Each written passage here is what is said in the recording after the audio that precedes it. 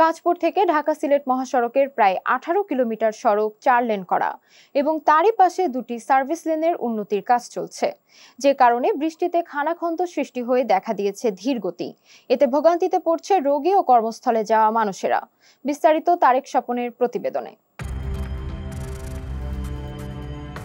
নারায়ণগঞ্জের কাঁচপুর থেকে ঢাকা সিলেট মহাসড়কের বুলতা গাউছিয়ার 8 কিলোমিটার এবং ঢাকা চট্টগ্রাম মহাসড়কের চিটাগাং রোড থেকে সোনারগাঁয়ের মোগরাপাড়া পর্যন্ত মহাসড়কের যানজটের এই দৃশ্য প্রতিদিনের। কাঁচপুর থেকে ঢাকা সিলেট মহাসড়কের প্রায় 18 কিলোমিটার সড়ক 4 লেন করা এবং তারই পাশে দুইটি সার্ভিস লেনের উন্নতি করার কাজ চলছে, যে কারণে বৃষ্টিতে খানাখন্দের সৃষ্টি হয়ে দেখা দিয়েছে ধীরগতি।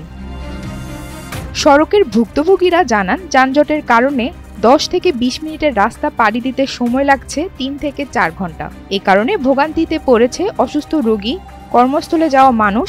এই অবস্থায় এয়ারপোর্টে সময় মতো না যেতে পারায় ফ্লাইট মিস করার মতো ঘটনাও ঘটছে। ঘন্টার পর ঘন্টা এই রুগী, যে মেডিকেল রুগীগুলি যায়, ওই রুগীগুলি অনেক কষ্ট হয়। জ্যামের কারণে আমাদের সময় অনেক সমস্যা হইতেছে। তারপরে এই রাস্তাটা আপনি শুক্রবার আর শনিবার নাই, সব সময় একই রকমের থাকে। ঠিক মতো অফিসে বুঝতে পারি না, বিকেলে যাইতে অনেক দুর্ভোগ পোয়াইতে খুবই খারাপ। যেখানে আধা ঘন্টা লাগতো সেখানে 1.5 ঘন্টা 2 ঘন্টা বসে থাকতে। প্রায় 2.5 ঘন্টার উপরে জাম আছে। কাঁচপুর থেকে এই পর্যন্ত 2.5 ঘন্টা গেছি।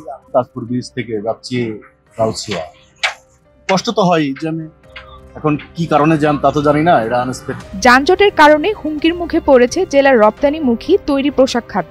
তৈরি পোশাক শিল্প মালিকদের শীর্ষ সংগঠন BGMEA এবং Narayanganj chamber of commerce and industries জানান, 3 থেকে 4 ঘন্টা যানজটে পড়ে থাকার কারণে নষ্ট হচ্ছে কাঁচামাল, পচনশীল পণ্য, ফলে বাণিজ্যিকভাবে ক্ষতির মুখোমুখি হচ্ছেন তারা। এমনকি বাংলাদেশের পোশাক খাতে আস্থা হারাচ্ছেন বিদেশি বায়াররা। কাঁচপুর থেকে বুলতা এই 8 কিলোমিটারের এই পথ যেতে অনেক সময় আমাদের 3 থেকে 4 ঘন্টা লাগে। আমি আমার ক্রেতা আমার এই ফ্যাক্টরিতে এই তারাবতে রূপগঞ্জে নিয়ে আসার জন্য আমি গুলশান থেকে তার অফিস থেকে একদিন নিয়ে রওনা দিয়েছি। আসতে আমার মনে হয় 4.5 ঘন্টা লেগেছে। তখন আমার এই বায়ার আমাকে প্রশ্ন করেছে যে, তুমি 4.5 ঘন্টা যদি রাস্তায় থাকো তুমি কাজ করবা কখন? তো এরকম একটা পরিস্থিতিতে আমি মনে করি এই যানজট, এই পরিবহন ব্যবস্থার এই দুরবস্থা আমাদের শুধুমাত্র আন্তর্জাতিকভাবে নয়, জাতীয়ভাবে নয়, আমাদের অর্থনীতিরও অনেক বড় ক্ষতি করছে। আমাদের স্থানীয় প্রশাসনকে আরও উদ্যোগী ভূমিকা নিতে হবে। দেখানো ব্যবস্থায় এটার কোনো সমাধান হবে না। বাস্তবে যা করা দরকার তা করতে হবে। বাংলাদেশের অত্যন্ত গুরুত্বপূর্ণ একটি জেলা, সেটা হচ্ছে নারায়ণগঞ্জ জেলা। এই নারায়ণগঞ্জ জেলায় প্রচুর পরিমাণে পানি জমে থাকে। এই পানি জমে থাকার কারণে আমাদের রাস্তাগুলি ড্যামেজ হয়ে যাচ্ছে এবং ড্যামেজ হওয়ার কারণে আমাদের 15 টন মালবাহী যে সমস্ত ট্রাকগুলি রয়েছে সেগুলি সঠিক সময়ে গন্তব্যে আসতে পারে না। রাস্তার মধ্যে হঠাৎ করে বন্ধ হয়ে যায়, জ্যাম তৈরি হয়ে যায়। বিশাল একটা আমরা সমস্যা ফেস করতেছি। এই সমস্যা থেকে উত্তরণের জন্য আমরা চাই এই সমস্যা উত্তরণের জন্য অতি দ্রুততার সাথে স্থানীয় সরকার সহ অন্যান্য যে সমস্ত মন্ত্রণালয় রয়েছে তারা পদক্ষেপ গ্রহণ করবেন। এক্সেল ভেঙে যাওয়ার কারণে কোনো জায়গায় বসে যাওয়ার সাথে সাথেই ওইখানে বিভিন্ন রকমের ছিনতাই, চাঁদাবাজি এবং বিভিন্ন রকমের অপতৎপরতা দেখা যাচ্ছে। তা আমরা আশা করব যে পুলিশ প্রশাসন, অন্যান্য সেক্টরের যারা আছেন, যারা আইন শৃঙ্খলা রক্ষাকারী বাহিনী আছেন, তারা বিষয়টা খেয়াল করবেন, যাতে করে অন্ততপক্ষে আমাদের ট্রাক এবং অন্যান্য যে সমস্ত পণ্যবাহী ট্রান্সপোর্টগুলি রয়েছে সেগুলি যদি নির্বিঘ্নে চলাচল করতে পারে। দুর্ভোগের কথা স্বীকার করে নারায়ণগঞ্জ জেলা প্রশাসক জানান, ঢাকা সিলেট মহাসড়ক একটি গুরুত্বপূর্ণ সড়ক। কাঁচপুরের ঢাকা সিলেট মহাসড়কের 4 লেন এবং 2টি সার্ভিস লেনের কাজ চলমান থাকায় এই যানজট সৃষ্টি হয়েছে। সংশ্লিষ্ট সবাইকে বলা হয়েছে দ্রুতই কাজ শেষ করতে, যাতে নির্বিঘ্নে যানবাহন চলাচল করতে পারে।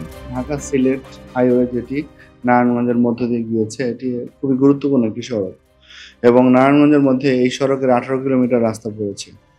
তো আমরা দীর্ঘদিন যাবতীয় আমরা জানি যে এই সড়কের কাজ চলছে। ইতিপূর্বেও আমরা বিভাগীয় কমিশনার অফিসে যখন মিটিং হয়েছে আমরা সেখানে বলেছি যে এই কাজটা দ্রুত সংস্কার করা প্রয়োজন, দ্রুত শেষ করা প্রয়োজন আসলে।